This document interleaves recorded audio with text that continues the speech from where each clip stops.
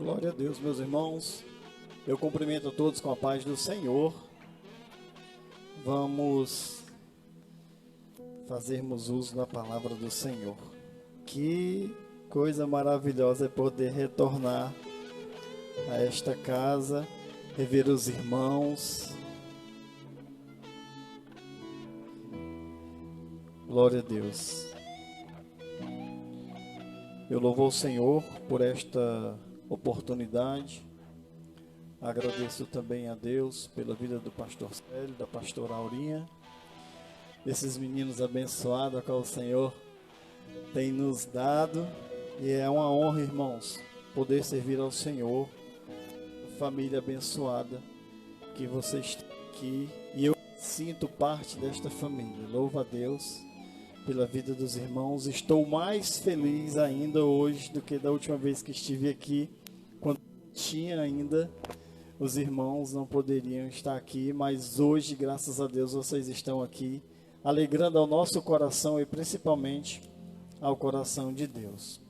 Eu quero convidar a amada igreja a abrir comigo no livro do profeta Jeremias. Glória a Deus.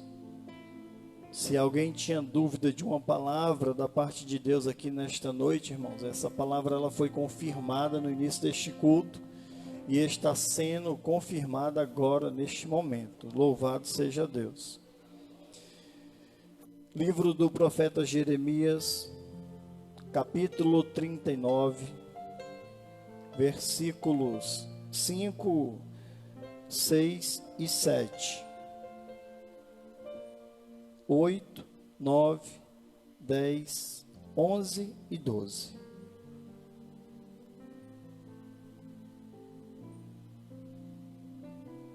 Louvado seja Deus.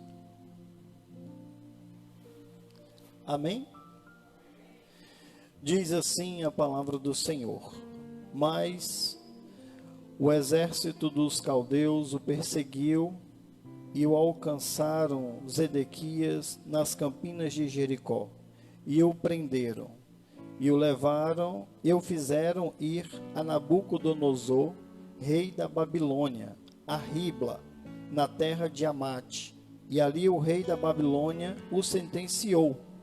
E o rei da Babilônia matou os filhos de Zedequias em Ribla, à sua vista. Também matou o rei da Babilônia todos os nobres de Judá. E arrancou os olhos de Zedequias e o atou com 2 cadeias de bronze para levá-lo à Babilônia. E os caldeus queimaram a casa do rei e as casas do povo e derribaram os muros de Jerusalém. E o resto do povo que ficara na cidade e os rebeldes que se tinham passado para ele e o resto do povo que ficou levou Nebuzaradã, capitão da guarda, para a Babilônia. Mas os pobres de entre o povo que não tinham nada, deixou Nebuzaradã, capitão da guarda, da terra de Judá, e os deu-lhes vinhas e campos naquele dia. Mas Nabucodonosor, rei da Babilônia, havia ordenado acerca de Jeremias a Nebuzaradã, capitão da guarda, dizendo: Toma-o e põe sobre ele os olhos, e não lhes faça nenhum mal. Antes, como ele te disser, assim procederás para com ele. Glória a Deus. Pode sentar em nome de Jesus.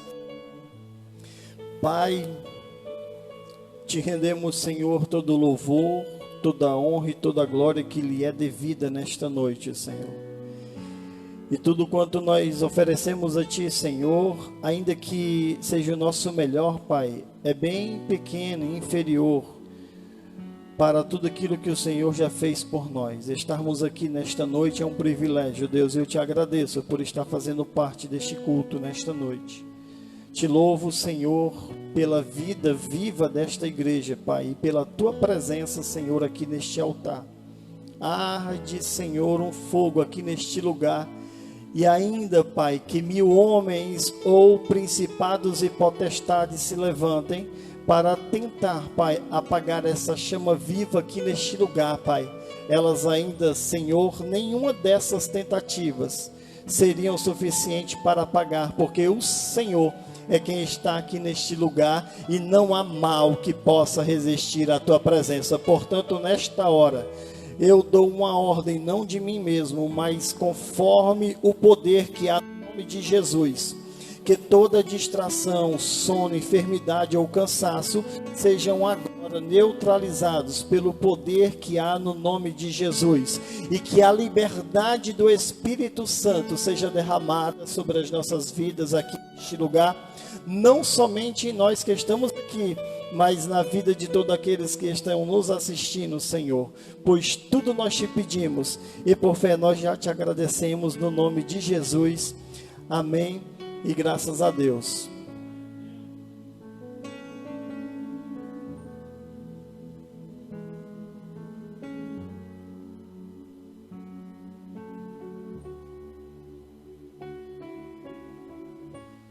Meus irmãos, glória a Deus. Estamos num culto missionário e eu louvo ao Senhor, a Deus pela vida do pastor Célio. Ele me disse que era um culto missionário, mas me deu a liberdade para que eu orasse ao Senhor e preparasse uma palavra vinda da parte de Deus. Eu louvo a Deus pela liberdade que o pastor Célio tem nos concedido aqui. Vocês são uma benção. E ressalto também que quando você faz isso, você não engessa a ação de Deus. Porque o Espírito Santo de Deus, ele opera de muitas maneiras. Não é porque é um culto missionário que você tem que vir aqui falar apenas de missões, mas é bom que seja falado, mas também é bom que nós deixemos que o Espírito Santo, ele opere com a palavra do Senhor. Ela é viva e eficaz para operar nas nossas vidas. Não há como nos escondermos a palavra do Senhor, pois ela pode nos alcançar ainda que a gente esteja muito distante.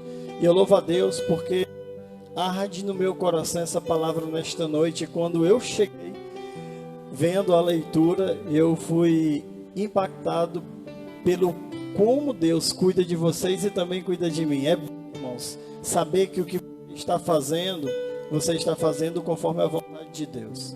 E confirmação de palavra é para um pregador algo extraordinário. Deus é maravilhoso. Eu louvo a Deus por esta noite. Estou muito grato por tudo aquilo que Ele já tem feito pelas nossas vidas. Nós lemos uma leitura um tanto extensa. Eu não pretendo ser no meu sermão, mas nós fizemos uma leitura um tanto extensa. E esta leitura eu achei necessária para que você compreendesse o conteúdo tanto histórico como profético da narrativa deste profeta de Deus.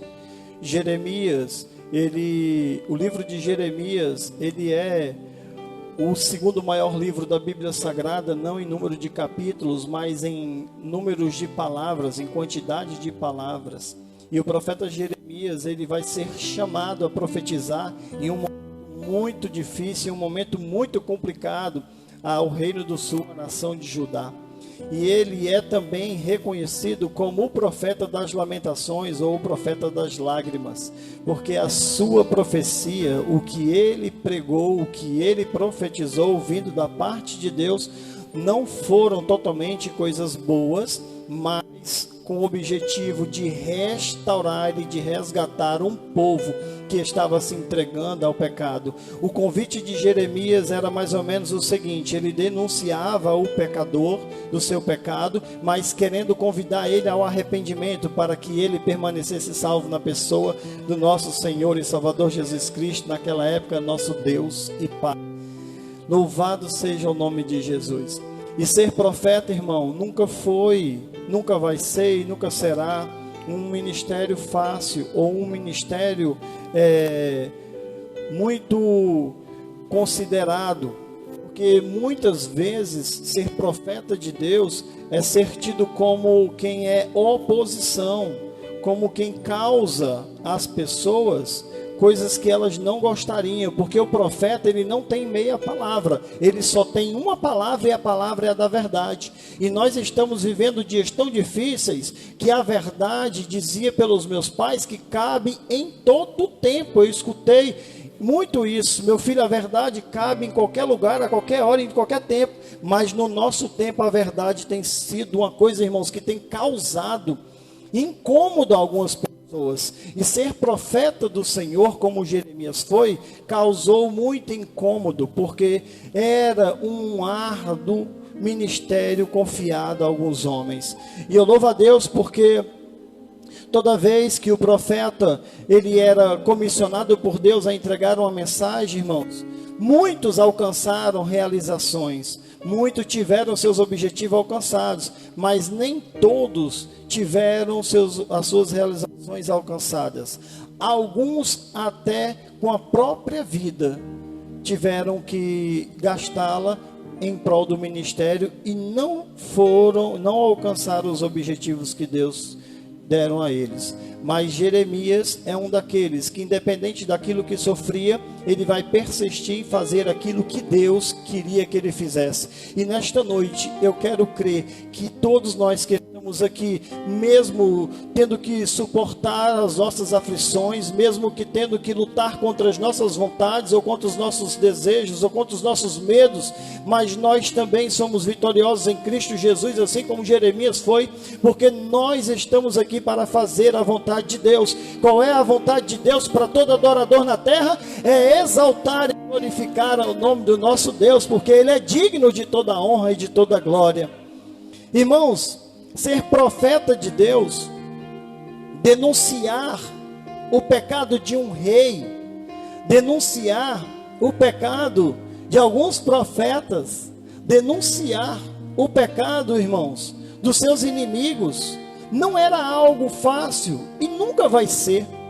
E Jeremias, ele desempenha esse papel de uma forma tão excelente, irmãos, que ele prefere sofrer e padecer qualquer coisa que sobreviesse sobre a vida dele, do que ter que mudar a mensagem que Deus fez. Deus, nestes últimos dias, está precisando de pessoas como Jeremias, disposta a não fazer aquilo que quer, mas aquilo que Deus ordenou, porque todo aquele que é chamado por Deus para fazer a vontade de Deus, não tem mais escolha, a escolha é a de Deus. Portanto, se você ainda estiver escolhendo o que fazer na tua vida, eu te convido nesta hora a dizer assim: Senhor, me ensina a escolher aquilo que o Senhor escolheu para mim, porque eu quero cumprir a tua vontade, porque a tua vontade é que me importa.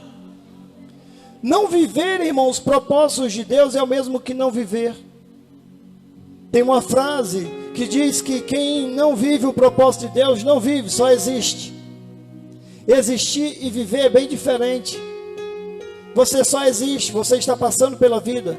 Agora, quem vive o propósito de Deus, irmãos, vive momentos de dificuldade, mas vive momentos de maravilhosas coisas, porque viver o propósito de Deus, irmãos, traz um alimento na nossa alma, e você fica feliz doente, você fica feliz estando sem dinheiro, você fica feliz estando sem comida no prato, mas você tem aquilo que Deus estabeleceu para você, que é Ele e o propósito que Ele te deu, e você vive aquilo, e você cumpre a melhor coisa que você veio cumprir na terra. Glória a Deus. Ser profeta nos dias de Jeremias era uma coisa tão difícil, e até hoje continua sendo. Jesus dá testemunho do tamanho da dificuldade de que é ser profeta. Quando nós olhamos para Mateus capítulo 23, versículo de número 37, Jesus vai dizer assim: Jerusalém, Jerusalém, você que mata e apedreja os profetas que eu vos envio. Jesus, ele dá testemunho de quão difícil é este ministério, o ministério profético, ser profeta de Deus. E agora a gente pode pensar, será que Jeremias, quando foi chamado, por que foi que ele deu uma desculpa para Deus? Se ele tinha ouvido da parte de Deus. E quantas vezes, irmãos, nós podemos dizer assim: se Deus me chamar, eu não vou dar desculpa. Mas quantas pessoas têm dado desculpas para Deus? Nós não devemos criticar o próximo, e eu não estou aqui também para tecer algum comentário crítico acerca de Jeremias, porque Jeremias vai dizer: eu não sei falar, sou apenas uma criança. Ele deu a desculpa, ele conhecia a sua limitação. Mas o que eu vim dizer nesta noite é que Deus não se importa com o tamanho da sua limitação. Quando Ele te chamar para algo extraordinário, este algo vai acontecer assim, se você quiser. Se você não quiser, Ele vai chamar outro. Mas se você quiser, Ele vai te exaltar sobre as pessoas e sobre o reino dEle. Porque é Ele quem faz a obra dEle nas nossas vidas. Jeremias arrumou uma desculpa para poder não exercer o seu ministério. E eu consigo ver na Bíblia Sagrada outros exemplos de pessoas que deram desculpa. Jeremias disse: eu não sei falar, sou apenas uma criança. Provavelmente esse termo tenha sido tirado do original, e tendo a certeza de que criança no original, irmãos, para os judeus, é mais ou menos uma idade de 12 anos. Quando você olha para a Bíblia Sagrada e vê Lucas capítulo 2, versículo de número 46, a Bíblia não fala exatamente sobre a infância de Jesus, mas faz menção de mencionar Jesus Cristo aos 12 ou 13 anos, porque esta era uma idade já que passava de uma etapa para outra. Então, quando nós ouvimos falar de criança, era mais ou menos esta idade. Agora eu te pergunto: qualquer criança chamada por Deus para viver um ministério profético num tempo como esse, teria ou não teria medo de exercer o seu ministério? Teria, irmãos. Nós não estamos aqui para criticar a desculpa, nós estamos aqui para dizer: se você vencer a tua desculpa nesta noite, Deus irá te levar a viver coisas extraordinárias com Ele. Louvado seja o nome de Jesus. Jeremias tinha só 12 anos, era uma criança. Talvez o meu filho esteja aqui me ouvindo, concentrado na palavra agora, achando que ele não é útil na casa do Senhor. Mas você que está em casa também com esta idade e acha que não tem utilidade, eu vou lhe dizer: assim como Jeremias foi chamado com 12 ou 13 anos, você também pode ser chamado. Porque se Deus não encontrar um idoso, um adulto, Ele vai encontrar uma criança, mas Ele não irá ser limitado de fazer aquilo que Ele quer fazer para nos alcançar. Louvado seja o nome de Jesus. Quando eu olho para Êxodo, capítulo de número 3, versículo de número 10, a Bíblia vai dizer que Deus se apresenta, ou Ele se coloca diante de Moisés. Quem se apresenta é o homem, não é Deus, mas Ele se coloca diante de Moisés, e Moisés vai dizer assim, no capítulo 10, no versículo 10, capítulo 3 de Êxodo: quem sou eu para que vá a Faraó? A primeira condição que Moisés viu nele era a sua insignificância, pois ele não se achava alguém notório para ir diante de Faraó. Por quê, irmãos? Porque Faraó era tido como filho de um Deus, e ele era a maior autoridade da potência mundial, do mundo, irmãos. O Egito estava sobre todas as nações, e ela ali, Faraó, era a pessoa mais importante. E aí Moisés diante de Deus vai dizer assim: quem sou eu para que vá diante de Faraó? Se achava insignificante, ele não achava com condição de ir diante de Faraó. Quando você olha para o capítulo 4, achando pouco a primeira desculpa que ele dá, no versículo de número 10, ele vai dizer assim: agora eu não sei falar e sou pesado de língua. Ei, eu não acredito que Moisés seja gago. Estou aqui dizendo não que a Bíblia está dizendo, mas aquilo que estou pensando. Abro um parênteses. Não acredito que Moisés era gago, mas eu acredito que Moisés era limitado na sua forma de falar. Ele podia não ser gago, mas apenas podia não ser tão culto como ele se achava para ir diante de Faraó, porque na presença de Faraó não era qualquer pessoa que falava, era só os mais cultos, era só os mais inteligentes, era só aqueles que se portavam com ética diante de Faraó. E ele se acha insignificante e acha que também não sabe falar. Aí Deus diz assim: pois eu te escolhi, vai até ele, porque o eu sou te enviou para que vá até Faraó. Nós vamos arrumar desculpa, irmãos, para querer não viver aquilo que Deus estabeleceu, porque viver aquilo que Deus estabeleceu requer da gente muita renúncia e às vezes sofrimento. Quando eu olho para Isaías no capítulo de número 6, Isaías deu uma desculpa. A desculpa de Isaías foi dizer que ele era um homem de lábios impuros e habitava no meio de homens de lábios impuros. Eu não sei que tipo de conversa Isaías tinha. Eu não sei como Isaías se comportava, como ele falava. A Bíblia não fala. É ele quem diz que os lábios dele são impuros. E a desculpa dele diante de Deus é essa: eu sou um homem de lábios impuros. Porque a primeira coisa que Isaías faz é reconhecer a sua limitação. E quando nós conhecemos a nossa limitação, é aquilo que nós dissemos a Deus. Ele tentou arrumar uma desculpa, mas depois que ele disse, e quem enviarei? Aí Isaías olha e diz, envia-me a mim. Não se sentiu limitado pela desculpa que ele próprio deu. Louvado seja Deus. Não importa, irmãos, que tipo de procedência você esteja tomando no falar. Isso não irá limitar a Deus. Se você quiser mudar, Ele pode fazer você mudar. Ele vai fazer você avançar para viver os propósitos dele. Jonas, capítulo 1, versículo de número 3. Vem Deus, entregou a palavra a ele e diz, vai. Ele tinha uma direção, sim ou não? O que ele faz? Vai na direção contrária. Essa foi a desculpa de Jonas. É Deus dizendo, vai, e ele querendo ficar. Quantos de nós temos ido na contramão de Deus? Quantos de nós temos dado desculpa para não viver o propósito de Deus? Ainda que por mais difícil que seja viver o propósito divino, irmãos, mas hoje nós não iremos arrumar desculpa, porque toda desculpa que nós demos até hoje, ela irá ser desfeita no nome de Jesus. Porque Jeremias, quando olhou para Deus, ele diz, eu ainda sou uma criança, eu não sei falar. Aí Deus vai olhar para Jeremias e vai dizer assim, ó, ainda antes, Jonathan, ainda antes o que, Jeremias? Ainda antes que você fosse uma criança, ainda antes que você não soubesse falar. Isaías, ainda antes que tu falasses coisas que eu não me agrado. Jonas, ainda antes que tu fosse na direção contrária.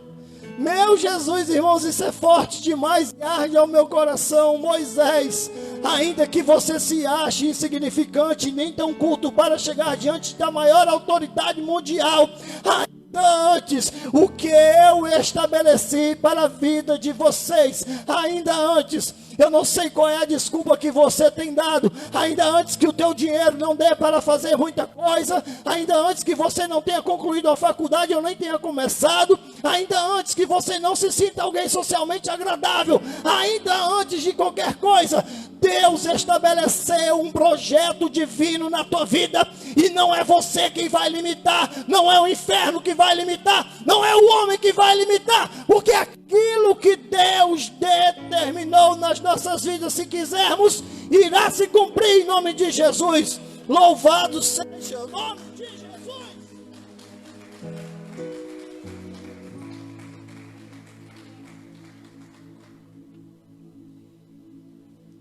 Ainda antes, Jeremias, eu te escolhi, te santifiquei e te dei as nações.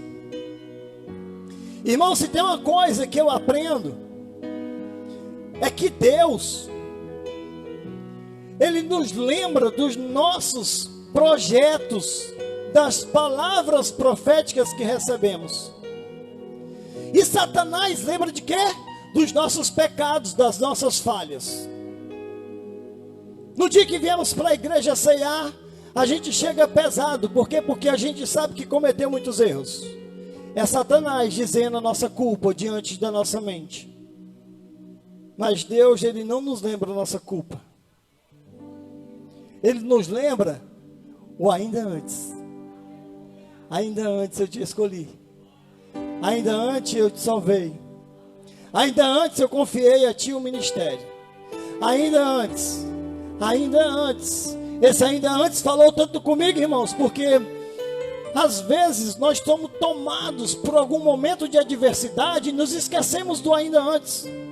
Se eu perguntar a alguém aqui, não precisa levantar a mão, porque eu sei que todos vão levantar.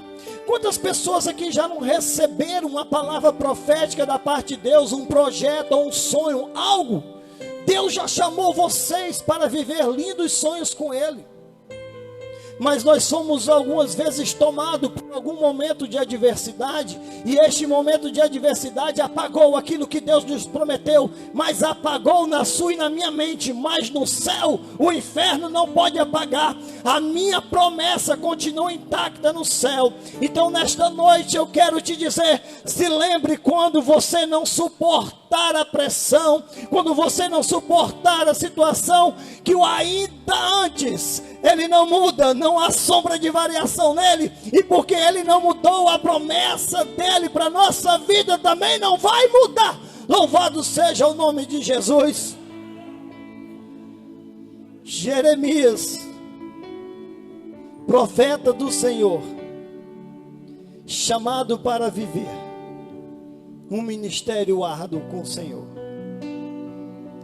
Irmãos, é tão sério que quando nós mesmos não arrumamos desculpas às nossas limitações para dar ao Senhor, pode acontecer de alguém querer arrumar para a gente desculpa. Vamos para a Bíblia Sagrada, Mateus capítulo 3, versículo de número 55. Jesus, ele volta para a sua terra, para a sua cidade, e ele vai lá iniciar o seu ministério, e dentro do seu ministério ele vai começar a falar diante das sinagogas e diante dos líderes religiosos que havia ali naquela época. E alguns deles vão olhar e vão dizer assim: com que sabedoria este fala? Aí outros vão dizer assim: não é este o filho do carpinteiro? O nome da sua mãe não era Maria, não é Maria? Os seus irmãos não são estes? E as suas irmãs também não estão conosco?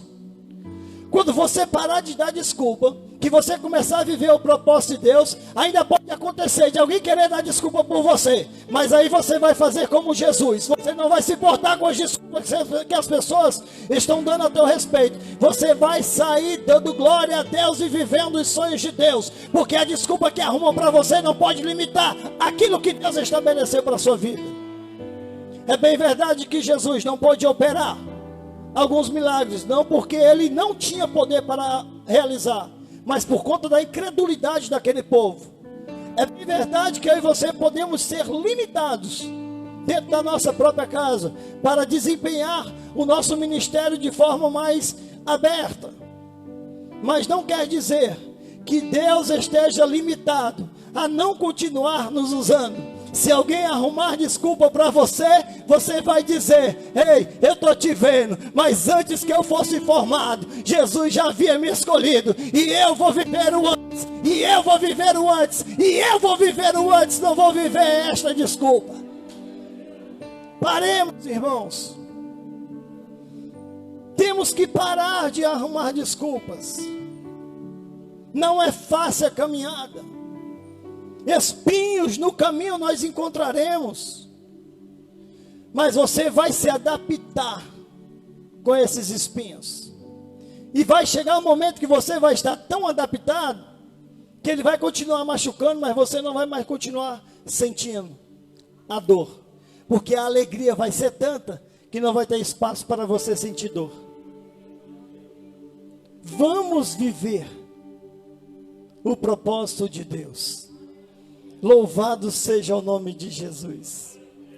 Jeremias, ele é de uma família sacerdotal.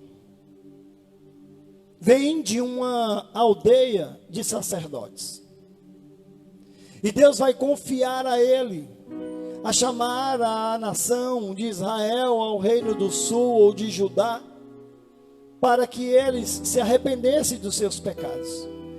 E no capítulo 2, no versículo de número 13, ele vai dizer que são 2 pecados do povo. Por conta desses 2 pecados é que Jeremias vai ser comissionado a desempenhar o seu papel profético.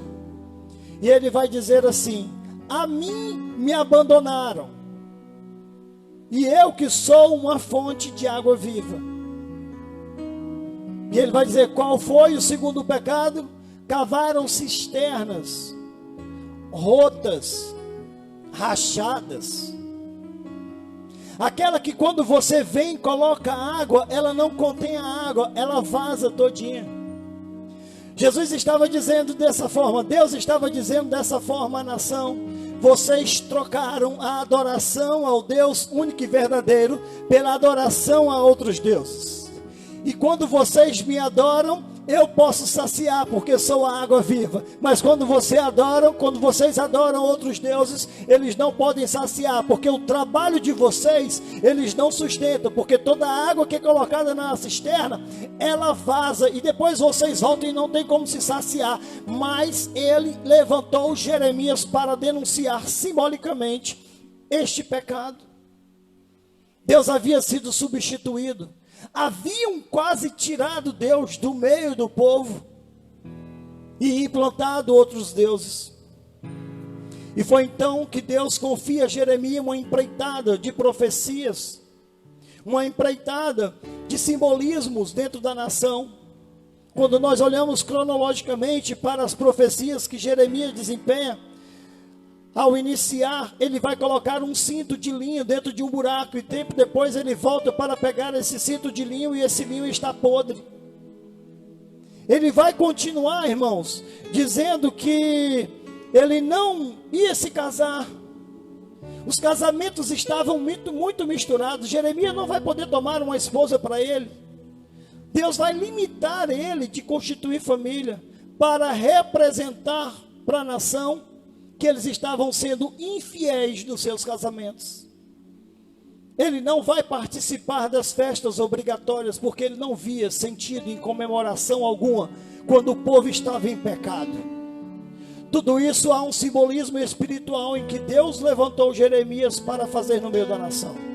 Jeremias vai descer à casa do oleiro, vai sentar diante do oleiro, o oleiro vai projetar o vaso, o vaso não vai estar em conformidade, ele vai quebrar e vai fazer de novo.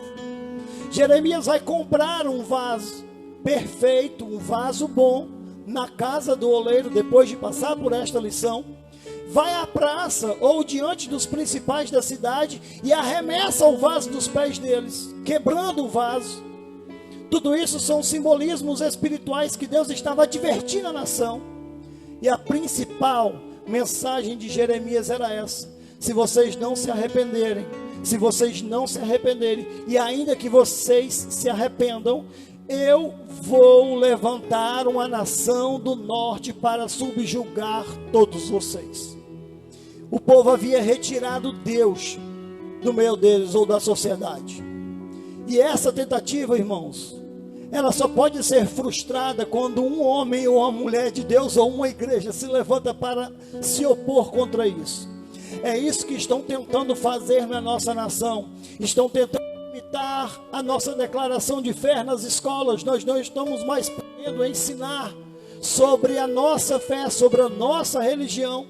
Estão tentando tirar tudo que há no meio da sociedade, que nós fazemos para proclamar que Jesus Cristo é o nosso Salvador. Estão tentando arrancar Deus do meio da sociedade, mas isso pode não acontecer quando homens e mulheres, igreja do Senhor Jesus Cristo vivas, se levantam para impedir isso. Porque quando estiver um homem, uma mulher ou uma igreja disposta a anunciar as boas novas do Evangelho de salvação, ainda que os homens se levantem com lei no Congresso, mas o nome do Senhor Jesus Cristo será glorificado através das nossas vidas.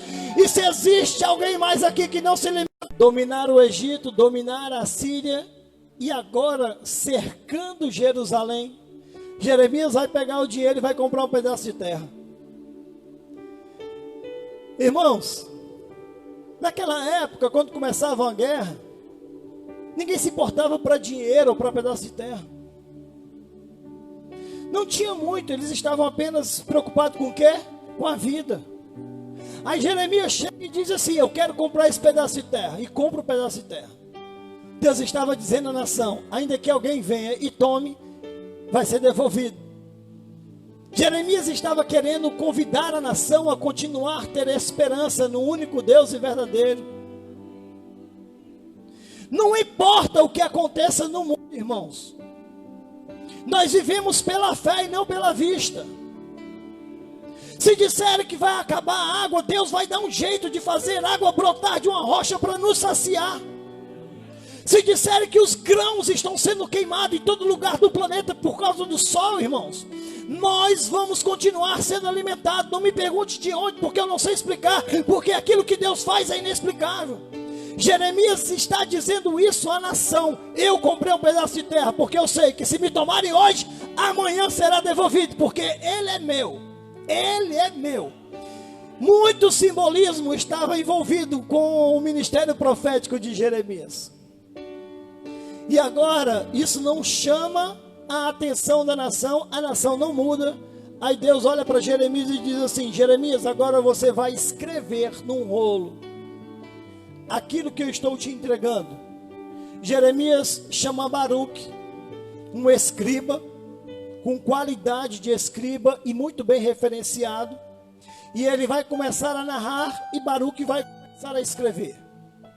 Quando o rolo está pronto, algo que nós vemos pela primeira vez em toda a história da humanidade, foi a primeira vez que queimaram a Bíblia Sagrada.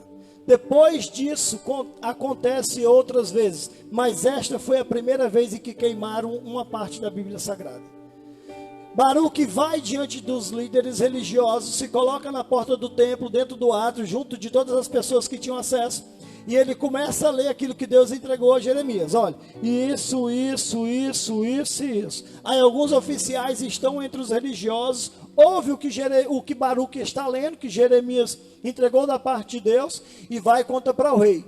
Aí eles recolhem os rolos e guardam na câmara, porque todos os escritos ficavam dentro do templo. E quando isso acontece, irmãos, o rei faz o quê? Manda chamar lá e lê aqui. E mandaram chamar, e o rei estava ao redor de uma lareira, era inverno, ele estava na sua casa de inverno, se aquecendo aquele fogo, e começam a ler o rolo. E quando começam a ler o rolo, a Bíblia vai dizer que na terceira ou na quarta página, não se sabe muito bem, que eles estão lendo, o rei toma o pergaminho, corta ele e lança no fogo, para aumentar ainda mais o fogo, para ele poder se aquecer. Aí Deus vai dizer: Jeremias, faz outro, mas acrescenta que o cativeiro babilônico vai durar 70 anos, porque eles não deram ouvido à minha voz. Não obstante, irmãos, ele ter que digitar, escrever outro rolo, o rei Zedequias vai lançar Jeremias num poço. Mas não é em qualquer poço. Olhe para cá.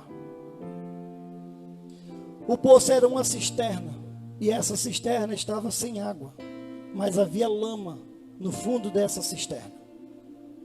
E ele vai ser lançado no fundo dessa cisterna. E quando retirado e perguntado o que vai acontecer, ele repetia as mesmas coisas. Quando retirado e perguntado o que vai acontecer, ele respondia as mesmas coisas. E muitos outros profetas foram levados diante do rei, dizendo assim: não, Nabucodonosor, rei da Babilônia, não entrará nesta cidade. Mas quando chamava Jeremias e dizia assim: é melhor você se entregar, porque senão ele vai te matar e ele vai quebrar tudo que tem aqui dentro. A mensagem dele não mudou por conta da situação. E a minha geração, irmãos, infelizmente é uma geração de profetas que negociam a palavra de Deus. Mas eu acredito ainda na minha geração. Se tiver 10 homens que negociam a palavra de Deus, eu acredito que ainda há outros 10 que não negociam e não mudam a palavra por conta da situação. E eu quero profetizar que aqui nesta igreja, e você que está me assistindo, é um daqueles que não estão mudando a mensagem por conta da situação, mas estão sendo fiel ao Deus e à palavra. E se assim for, não importa a dificuldade que se levante, porque você vai ser honrado no tempo da dificuldade. Louvado seja o nome de Jesus. Jeremias está na lama. E eu acredito, irmãos, eu nunca trabalhei com isso, mas pensando no texto, vamos pensar um pouco. Devia ser um pouco movediça essa lama. Não sei se ela cobria os pés, os joelhos ou até a cintura. Eu não sei como é o fundo de uma cisterna ou o fundo de uma cacimba. Mas eu quero pensar que aquilo ali imobilizava Jeremias de poder exercer o seu ministério. cavaram uma cova, ela estava seca, não mataram ele, mas imobilizaram ele de cumprir o seu ministério. Quando o inimigo se levanta contra as nossas vidas, e ele não tem poder para nos matar, porque Deus é quem tem o poder de dar e tirar a vida. E o que ele tem feito? Ele tem nos feito imobilizados diante das circunstâncias. Ele tem segurado a igreja desta maneira. Mas eu vim aqui nesta noite como profeta de Deus e recebi esta palavra no meu coração para lhe dizer que toda paralisia que a igreja da minha geração tenha sofrido não continuará prosperando, porque está surgindo um tempo novo na nossa igreja e o nome do Senhor Jesus Cristo continuará sendo glorificado.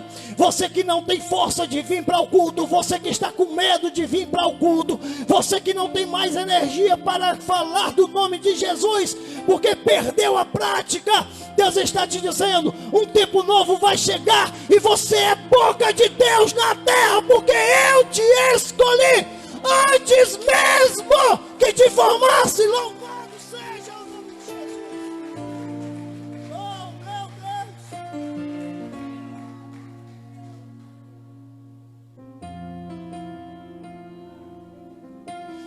Deus. Oh, bendito seja o nome de Jesus. Jeremias permaneceu fiel no tempo da perseguição. E sabe o que foi que aconteceu, irmão? Perseguição não dura para sempre. Enfermidade, pastor Aurinha, não dura para sempre. Chega uma hora que Deus diz assim, ó, tá bom, chega. Só que quando chega de Deus não chega, o que você faz? Você permanece fiel, não abre, não muda. É todo mundo dizendo assim, ainda está glorificando? Estou glorificando, porque meu Deus vive. E por fim se levantará a meu favor. Louvado seja o nome de Jesus. Quando todos estiverem desacreditando que você não tem mais condições de viver o teu chamado, permanece fiel acreditando, porque o tempo da honra chegará na tua vida. Nabucodonosor entra na cidade, destrói a cidade, destrói o templo, irmãos, e foi uma destruição. Porque a primeira vez que Nabucodonosor visitou Israel, ele levou Daniel, os amigos deles, só os nobres. A segunda vez que a Babilônia visita, eles levam 10.000 cativos. Mas foi em 586 que Nabucodonosor resolveu destruir toda Jerusalém. Por que ele resolveu destruir? Ele colocou Zedequias para cuidar de Jerusalém, e Zedequias devia pagar impostos a Nabucodonosor, rei da Babilônia, para poder viver debaixo do jugo deles. E aí houve uma rebelião na Babilônia. Zedequias vai fazer o quê? Vai declarar independência da Babilônia. E quando ele faz isso, irmãos, aí Nabucodonosor diz assim, agora eu não vou mais visitar para trazer político, para trazer reais, eu não vou visitar mais agora para trazer escravos, eu vou ir para destruir por conta do que ele fez. E aí quando isso acontece, ele orienta a um dos seus principais generais, comandante, capitão da sua guarda, para quê? Para que ele, quando chegasse diante de Jeremias, libertasse Jeremias. E eu acho isso tremendo, porque todos estavam subjugados, mas Jeremias estava livre. Todos estavam perdendo tudo, e Jeremias estava ganhando. Por isso, irmãos, que nós não podemos ser tomados pelo que está acontecendo agora. Nós devemos continuar confiando em Deus, porque quando todo mundo estiver perdendo, você está ganhando. Quando todo mundo estiver desacreditando, você estará sendo firmado na fé, porque Deus é quem faz estas coisas. Fique de pé em nome de Jesus. Glória a Deus.